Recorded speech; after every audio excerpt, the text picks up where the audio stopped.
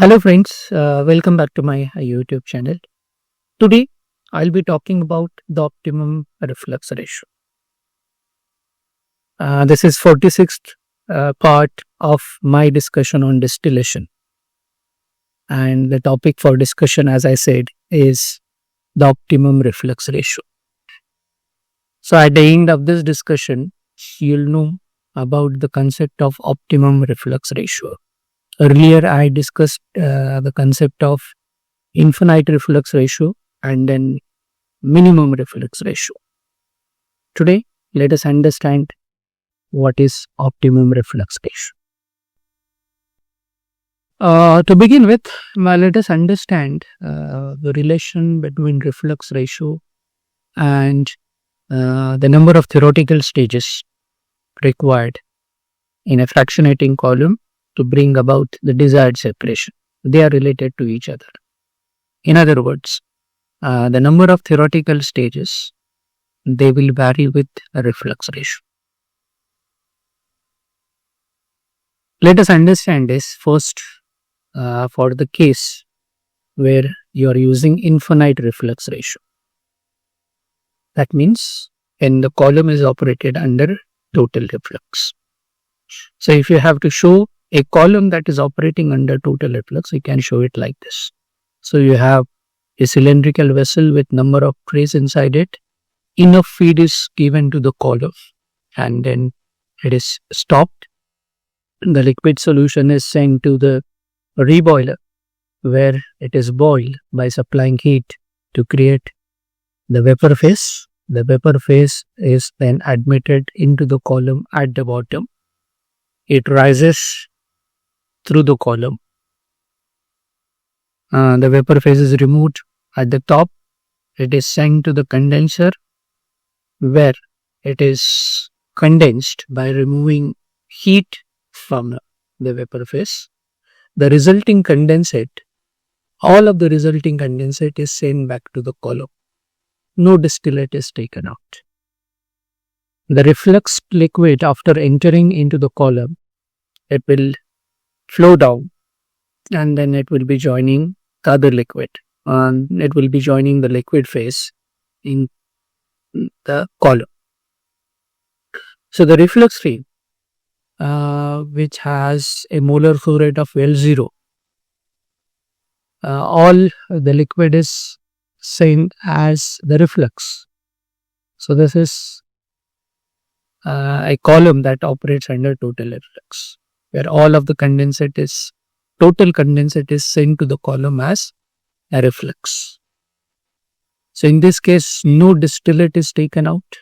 That is, the molar flow rate of distillate is 0. No bottom product is taken out. That is, the molar flow rate of bottom product is 0. And the reflux ratio, which is ratio of the molar flow rate of the reflux stream to the molar flow rate of the distillate stream. But here molar flow rate of the distillate is 0. So it would be L0 by 0, and that is infinite. Okay, so that means when you are using infinite reflux ratio in a fractionating column, the meaning is the column is operating at total reflux. The column is operating under total reflux. No distillate is taken out. No bottom product is taken out. And the most important thing is, under these conditions, we need a minimum number of theoretical stages for the desired separation.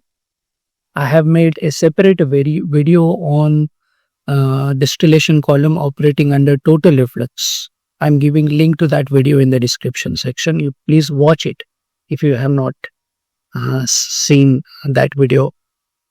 So the most important thing is, when the column is operating under total reflux, minimum number of theoretical stages are needed to achieve the desired separation. But the heat duties for the condenser and the reboiler, that is, the amount of heat to be removed in the condenser and amount of heat to be supplied in the reboiler, both are maximum. So maximum heat duties for condenser and the reboiler. Why? Because all of the condensate is uh, flowing down to the reboiler. All of the condensate is flowing down to the reboiler, which means maximum amount of liquid solution needs to be boiled in the reboiler, and therefore the heat requirement is maximum. Similarly, when you are boiling maximum quantity of liquid, maximum quantity of vapors will be produced. They will be rising, and this maximum quantity will then be going to the condenser, where you will have to remove maximum amount of heat from the vapors in order to get the condensate, in order to get the reflux trail.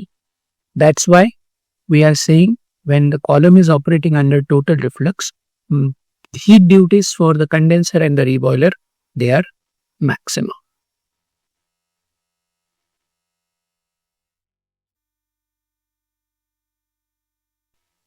Okay, now let us understand what happens when you use minimum reflux ratio in the fractionating column. So when the column is operated with minimum reflux ratio, first let us look at the schematic diagram. So you have the column with number of trays in it, and then feed is admitted into the column on the feed plate, and it is admitted continuously in this case. So the liquid part of the feed will be flowing down. It will be boiled in the reboiler, and then the resulting vapor phase, it will be admitted into the column at the bottom. Then it will rise through the column. It will be taken out at the top. It will be cooled by removing heat from the vapors. The resulting condensate is divided into two parts. Maximum quantity or minimum, let us first understand about the reflux. Minimum quantity of the condensate is sent back to the column as reflux, whereas after the reflux, after entering the column, will be flowing down, and then it will join the other liquid, that it will join the liquid phase inside the column. And the maximum amount of, or the maximum part of the condensate is removed as distillate, the top product. And then you are removing the bottom product. In this case, the bottom product is removed continuously again from the reboiler. So the bottom product is removed at a molar flow rate of W, and it will have mole fraction of the more volatile component XW in it. So I have discussed about it in my earlier videos. So in this case, as I said, minimum quantity of the condensate is sent to the column as reflux. So that means the reflux ratio will be the ratio of the minimum flow rate of the reflux divided by flow rate of the distillate. So in this case, the flow rate of the reflux is minimum. It cannot be reduced below this value. It cannot be reduced below this value. So that's why we get minimum reflux ratio in the column. So in this case, an infinite number of theoretical stages are required. The most important thing to note when the column is operating with minimum reflux ratio, an infinite number of theoretical stages are needed to achieve the desired separation. And when you have infinite number of stages, we need an infinitely tall tower to accommodate those infinite number of stages. So therefore, an infinitely tall tower is required. But in this case, condenser and reboiler heat duties, they are minimum. What is the reason? Because minimum quantity of liquid solution is going to the reboiler, which has to be boiled. So the heat requirement is minimum. So when minimum quantity of liquid is boiled, the resulting vapors will also be of a minimum quantity, and then this vapors, when they are removed at the top and condensed in the condenser, minimum quantity of vapors will have to be condensed. So that's why the amount of heat that is to be removed is minimum. So another important thing that you have to remember, when the column is operating with minimum reflux ratio, condenser and reboiler heat duties, they are minimum. Okay, so in this way, we have understood the two extreme conditions when the column is operating with infinite reflux ratio, and when the column is operating with minimum reflux ratio. So when you have infinite reflux ratio, stages are minimum. And when you reduce the reflux ratio, or you let us understand it in the other way. So when the column is operated with minimum reflux ratio, there are infinite number of theoretical stages in the column. And when you increase the reflux ratio from its minimum value, then the number of stages will decrease. So that is how the reflux ratio and the number of theoretical stages, they are related to each other. So when you have R infinity, let us start with R minimum. Then you have infinite number of stages. Let me call it as N infinity. And as you increase the reflux ratio to R infinity, what happens? The number of stages reduces, and at the infinite reflux ratio, or when the column is operating under total reflux, the number of stages becomes minimum. So this tells you about the title that I have given to this discussion, how reflux ratio and number of theoretical stages, they are related to each other. I hope the concept is clear to you. If you have any doubt, you please mention that in the comment section.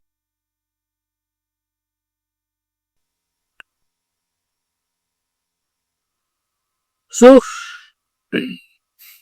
a typical fractionating column, when it is designed, it is actually designed to operate at a reflux ratio that lies between infinity and minimum. That means column is never operated at infinite reflux ratio or with minimum reflux ratio. Every fractionating column will be designed to operate at a reflux ratio that lies between infinity and minimum value. So a typical column will be designed to operate with a reflux ratio, say R, that lies between the minimum value and infinity. Every fractionating column will be designed in that way. And it will be designed to operate at a reflux ratio that lies between infinity and minimum. So accordingly, if this is the case, the number of theoretical stages, let me denote that by N, the number of theoretical stages required for desired separation, it will lie between minimum and infinity. So when you are operating on the column with minimum reflux ratio, the number of theoretical stages, they are infinite number of theoretical stages are required. And when you are operating the column with infinite reflux ratio, that is under total reflux, then the number of stages are minimum. So the actual stages that will be required when you are designing the column for of the reflux ratio R, the number of stages will then be lying between an infinite value and the minimum value. So that's what I'm saying. Sorry. Accordingly, the number of theoretical stages required for desired separation, it lies between minimum and infinity. So as you increase R from R minimum to infinity, I just told you. So when you are increasing R from R minimum to R infinity, what is happening? The number of theoretical stages, that is n, required for the desired separation, it decreases from infinity to minimum. So when you move from R minimum to an infinite value for the reflux ratio, the number of theoretical stages, it varies or it decreases from an infinite value to the minimum value. So same, all this you can understand with the help of this graph. So if you plot a reflux ratio on the x-axis and number of theoretical stages on the y-axis, then first you have the limits. Let me first erase it.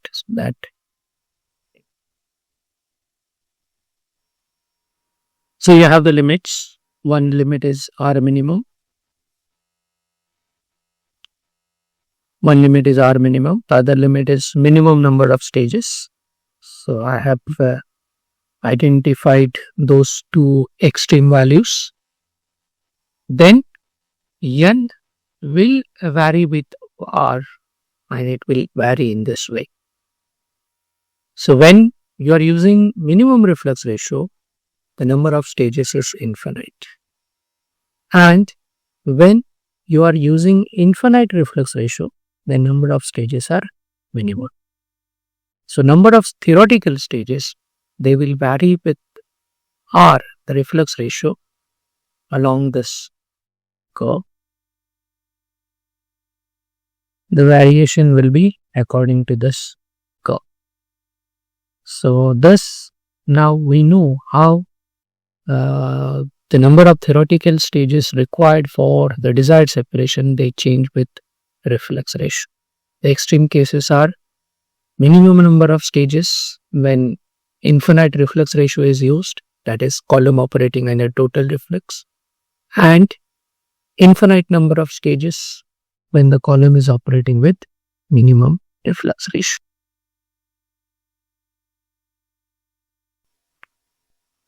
Okay. Now next we are going to understand how reflux ratio and the total cost of the fractionating column, they are related to each other. Let me tell you at the beginning, these two are related to each other. Now let us understand how these two are related to each other. The total cost, if you have to talk about the total cost of the fractionating column, I'll be denoting it as TC. The total cost of a typical fractionating column, it changes with R. It varies with R. Total cost of the fractionating column, it has two parts in it. It is actually a sum of fixed cost. I'll be denoting it as FC, and the operating cost, I'll be denoting it as OC. That means total cost is the sum of these two. The fixed cost.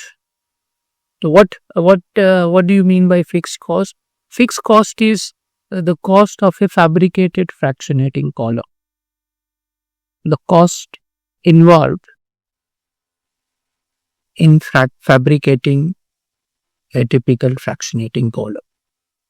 So the entire cost, we call that as fixed cost. Fixed cost is the cost of a fabricated fractionating column. And in this, the cost of the cylindrical cell and trace, it is the major component. The major component of fixed cost is cost of the cylindrical cell and the trace inside that cylindrical cell. The operating cost, on the other hand, is the cost involved in operating the column. Operating cost is the cost of operating the fractionating column. So it involves many components. The major ones I am listing: cost of heating in the reboiler. So when you heat the liquid in the reboiler to create the vapor phase, cost is involved. So cost of heating in the reboiler is one of the component of the operating cost. Then cost of the cooling water that is required in the condenser. So when vapors go to the condenser and you have to condense them, then you need cooling water. Cost of cooling water in this case is again a part of the operating cost. Then you have cost of pumping the reflux into the column. So after the condensate is obtained and you are sending it to column as reflux, you need to pump it into the column, and cost is involved in that. So you have cost of heating in the reboiler, cost of cooling water that is required in the condenser. For what? For condensing vapors into liquid, and then the cost of pumping the reflux into the column. So these are major components of the operating cost of the fractionating column. So till now, you must have understood total cost of a fractionating column is sum of fixed cost and operating cost. Fixed cost is nothing but cost of a fabricated fractionating column, and the major component in it is cost of the cylindrical cell and trace inside the cylindrical cell. Whereas the operating cost is the cost of operating the fractionating column, and the major components are cost of heating in the reboiler, cost of cooling water that is required in the condenser, and cost of pumping the reflux into the column. So these are major components of the operating cost. So we are going to understand, since we said earlier that total cost is going to change with R. So in order to understand how it changes or what is the effect of reflux ratio on total cost, we will consider the following three cases, which are this: the column that is operated with minimum reflux ratio, and then the condition where you are gradually increasing the reflux ratio, and the third condition is the column is operated with total reflux.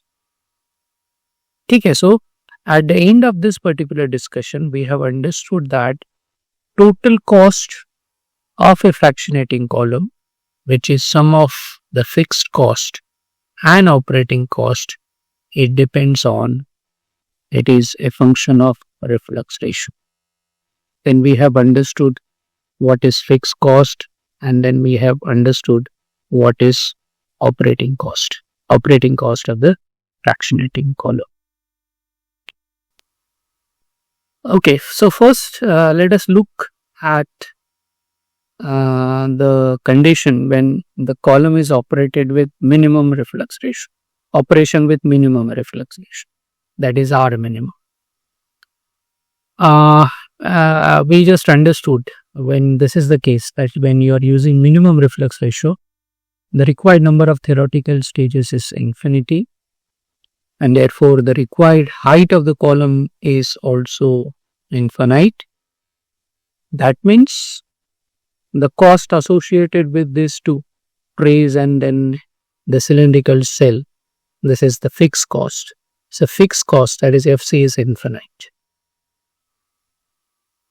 Now with minimum reflux ratio, the reflux flow rate to the column per unit feed flow rate is minimum. The reflux going into the column per mole of feed is minimum.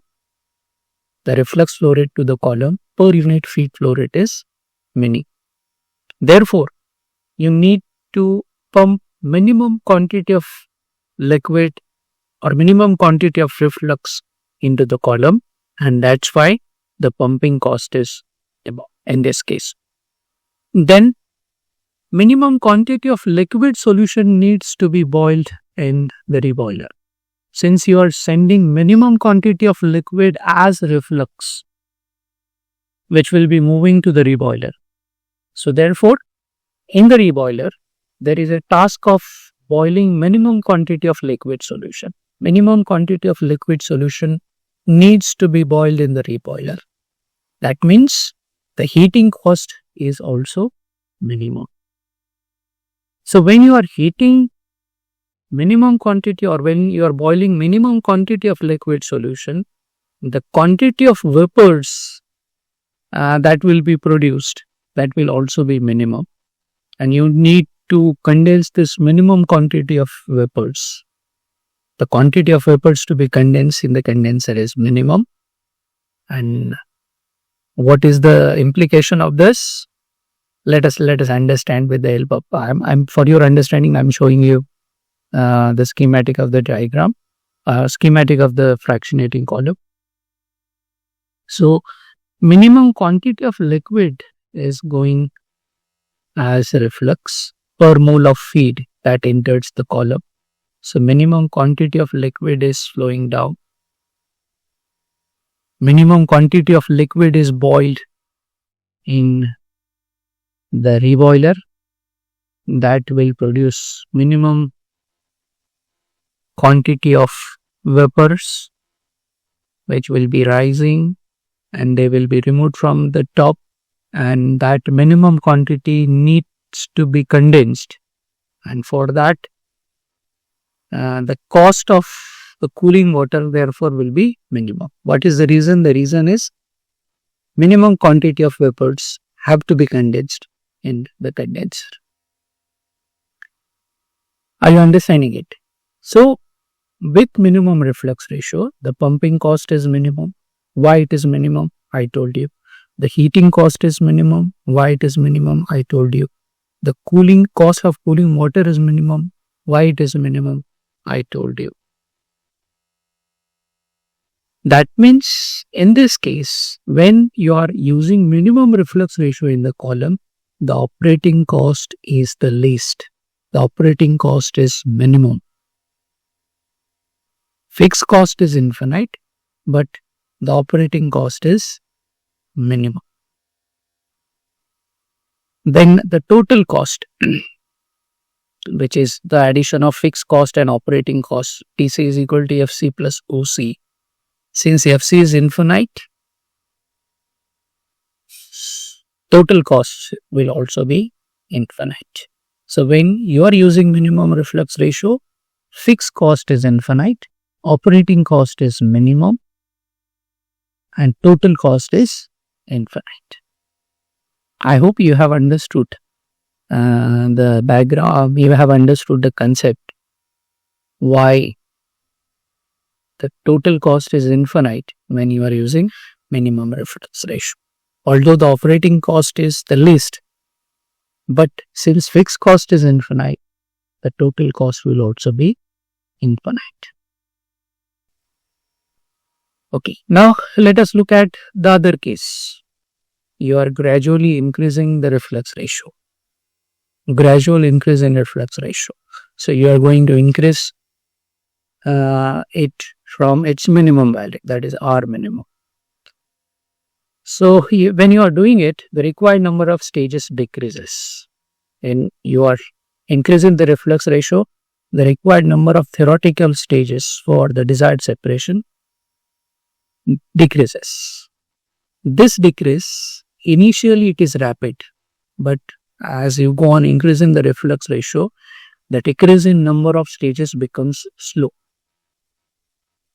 So with increase in the reflux ratio, the first thing is clear, the required number of theoretical stages is going to get decreased. Initially the decrease will be rapid, but at higher values of reflux ratio, the decrease will be slow.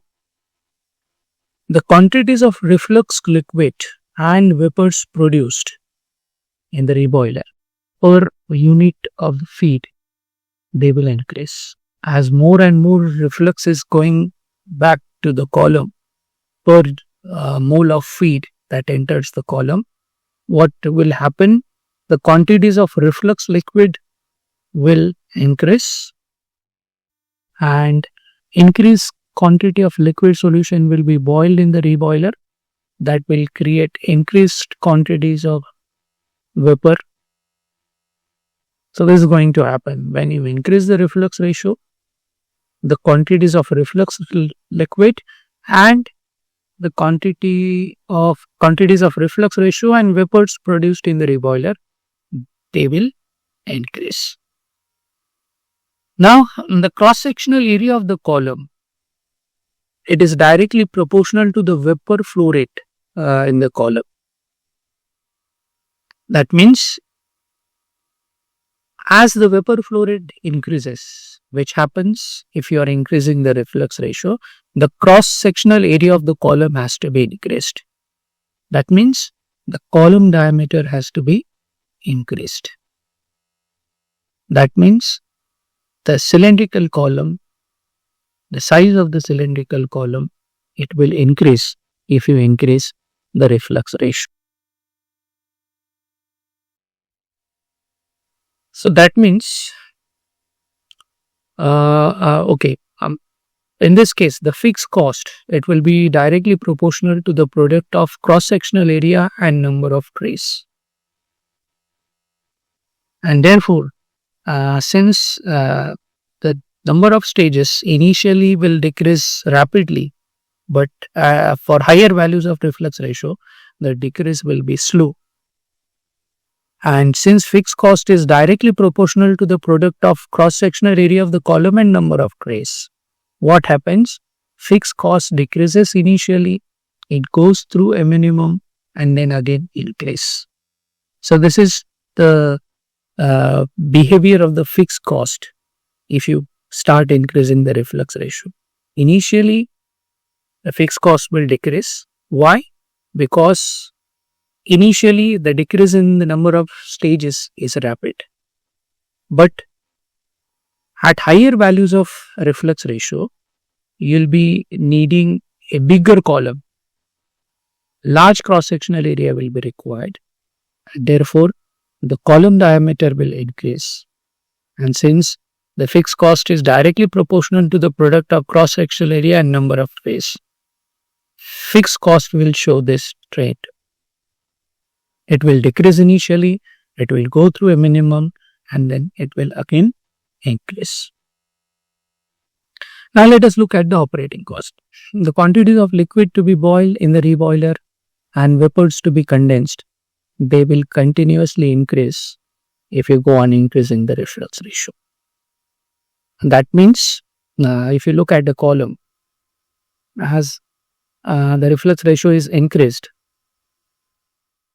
that means the quantity of reflux going into the column is increased. What happens? Increased quantity of liquid is going to go to the reboiler. The increased quantity will be boiled to create increased quantity of vapor, and this increased quantity of vapor will be condensed in the condenser. So that is what I am saying over here. The quantities of liquid to be boiled in the reboiler and vapors to be condensed in the condenser, they will increase if you go on increasing the reflux ratio. What is the implication of this? Operating cost will increase steadily. The trend shown by the operating cost will be, it will increase steadily. As you increase the reflux ratio, the operating cost will increase steadily. Then the contribution of the operating costs to the total cost, it is small initially, since total cost is addition of operating cost and fixed cost. But initially, the contribution of operating costs to the total cost is small.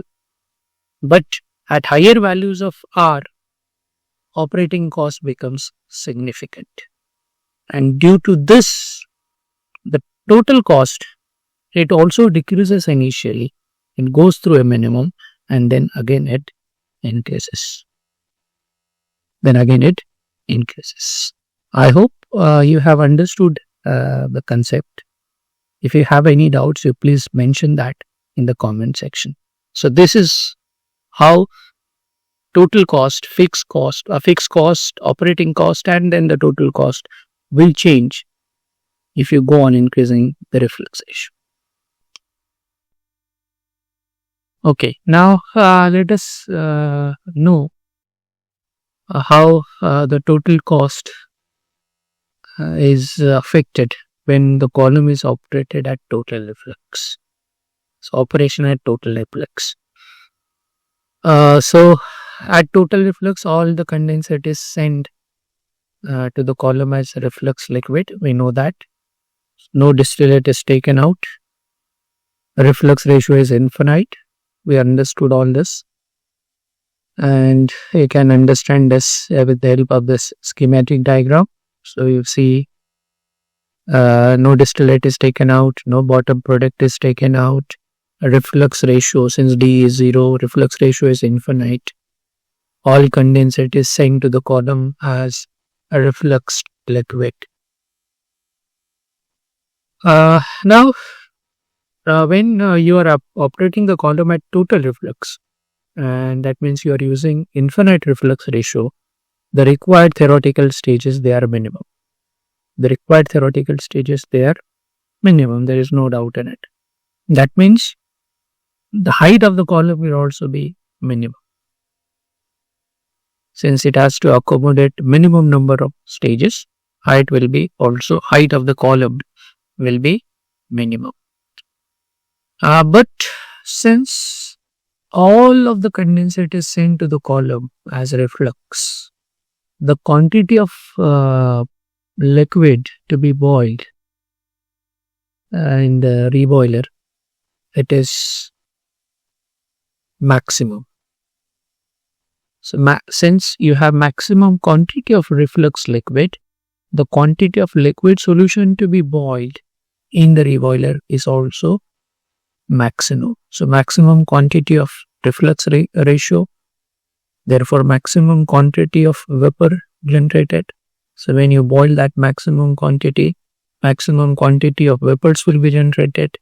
Then the cross-sectional area, as we understood just now, cross-sectional area is directly proportional to the vapor flow rate. So, for maximum vapor flow rate, the cross-sectional area and hence the diameter of the column, it will be maximum.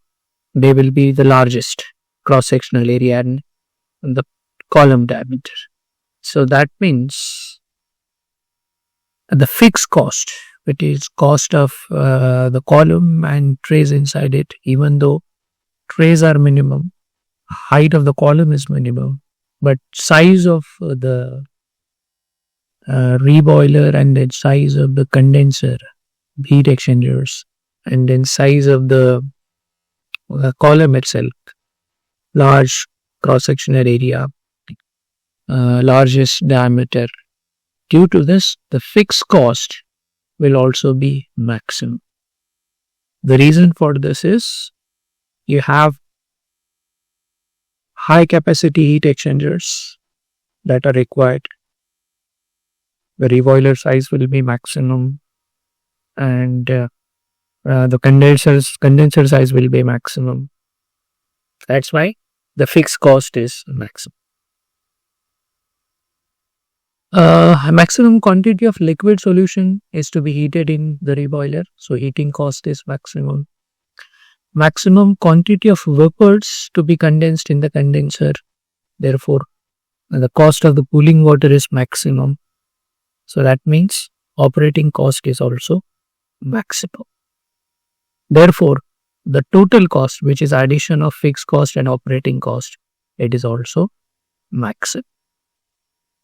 Are you understanding it? So when you are using total reflux, when the reflux ratio is infinite, even though the stages required are minimum, the height of the column is minimum, but size of the column, size of the reboiler, size of the condenser, they will be maximum, which makes the fixed cost maximum. Whereas operating cost is also maximum because you need to boil maximum quantity of liquid solution in the reboiler. You need to condense maximum quantity of vapors in the condenser. Therefore, operating cost is also maximum. And total cost, which is FC plus OC, that is also maximum. And if you consider a case when you are continuously admitting the feed into the column and then operating the column under total reflux, that is, you are not taking out the distillate, you are not taking out the bottom product, what is going to happen? The quantity of liquid in the column will go on increasing, and eventually it will become, you can say, infinite. So infinite quantity of liquid to be boiled in the reboiler. So size of the reboiler is infinite. Infinite quantity of vapors will be produced. Those vapors will be flowing through the column. Therefore, the cross-sectional area of the column will be infinite. Then infinite quantity of vapors need to be condensed in the condenser. The size of the condenser will be infinite. The quantity of cooling water required, it will be infinite. So in that case, if you are continuously admitting feed into the column, it is a kind of imaginary, you can take concept situation. This will not happen, because when column is to be operated under total reflux, enough feed is given to the column and then it is stopped. But if you think in that way, what could happen if this is done? Feed is continuously admitted into the column and then you are operating the column under total reflux. Then eventually everything will be infinite. The everything in the sense height will be minimum, height of the column will be minimum, since minimum stages will be required. But infinite quantity of reflux liquid, infinite quantity of vapors generated, infinite cross-sectional area, infinitely large diameter of the column, infinite quantity of liquid solution to be heated in the reboiler, reboiler size infinite, infinite quantity of vapors to be condensed in the condenser. So infinite, that's why the size of the condenser is infinite. The requirement of cooling water is, the quantity required is infinite. So in that way, when the column is operating under total reflux, total cost is infinite. Fixed cost is infinite if you consider this situation.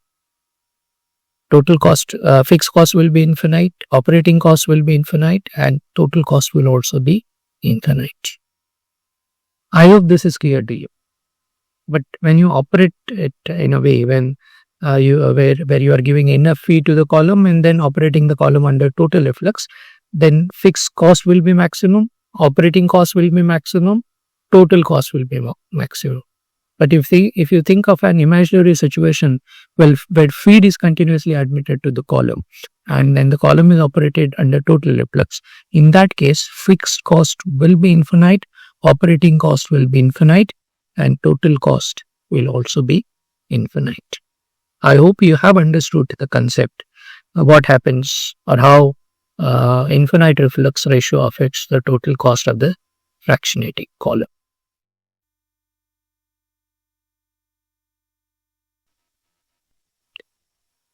Now, let us understand the variation of these three costs, the fixed cost, operating cost, and the total cost with reflux ratio. So, we are going to understand that with the help of this simple graph. So, on the x-axis, you are plotting R, on the y-axis, you are plotting cost. So, if you mark the limiting case of minimum reflux ratio, and if you plot fixed cost, then it will change in this way. It will be infinite at R minimum, then it will decrease when you increase the reflux ratio. It will go through minima and then again it will rise. Why this happens, I have explained it to you earlier. So this is how the fixed cost will behave. The fixed cost will change if you go on increasing the reflux ratio. Then the operating cost, it will be minimum at the minimum reflux ratio. Why it is minimum, I told you. And then when you increase the reflux ratio gradually, the operating cost steadily increases. Then the fixed cost, total cost, which is addition of this two, will show a behavior where initially it will decrease, it will go through a minima, and then again it will rise. It will go through a minimum, and then again it will rise. So this is the total cost curve. Then this is the point where the total cost is minimum, and we are interested in noting the reflux ratio for that.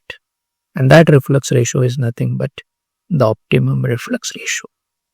Optimum reflux ratio is the one that gives minimum total cost minimum total cost for the fractionating column. So if somebody asks you to define optimum reflux ratio, how are you going to define it? The reflux ratio at which the total cost curve passes through a minimum. Or in other words, the reflux ratio which gives minimum total cost. That is optimum reflux ratio. And this is the most economical reflux ratio that can be used in the fractionating column. The optimum reflux ratio is the most economical reflux ratio with which the fractionating column can be operated. And if you look at the graph, you'll find that the optimum reflux ratio is close to minimum reflux ratio. That is true. It is close to minimum reflux ratio. And the exact relationship is the optimum reflux ratio is 1.2 to 1.5 times of R minimum. That is, you have this relationship. R optimum is equal to 1.2 to 1.5 R minimum. That means it is close to R minimum. But in actual practice, in actual operations, what is done? A slightly greater R is used. R slightly greater than R optimum. It is used in the operation, in actual operations. Instead of using the optimum reflux ratio, a slightly higher value for that, slightly higher value for the reflux ratio is used. Why this is possible? Because in that range, if you are slightly higher than, if you are using reflux ratio slightly higher than the optimum value, total cost is less sensitive. The total cost does not change appreciably, less sensitive in that range when you are close to the optimum reflux ratio. So that's why in actual operations, the operating R is slightly greater than the optimum value. Useful information you can remember. Total cost is less sensitive. Then why you are using a slightly higher value of reflux ratio? The reason is if you are doing that, you have an advantage of operation flexibility. If you are using reflux ratio slightly greater than the optimum one, you have an advantage of flexibility in the operation. Whereas there is no much effect on the total cost. There is no much effect on the total cost. So this is all about the optimum reflux ratio. In short, the reflux ratio at which the total cost of the column is minimum is the optimum reflux ratio. It is close to the minimum reflux ratio. Usually R optimum is 1.2 to 1.5 times of R minimum. R optimum is 1.2 to 1.5 times of R minimum. In actual operations, reflux ratio that is slightly greater than the optimum reflux ratio is used. In that range, when you are using slightly higher value of reflux ratio, total cost does not change appreciably. Total cost is less sensitive in that range.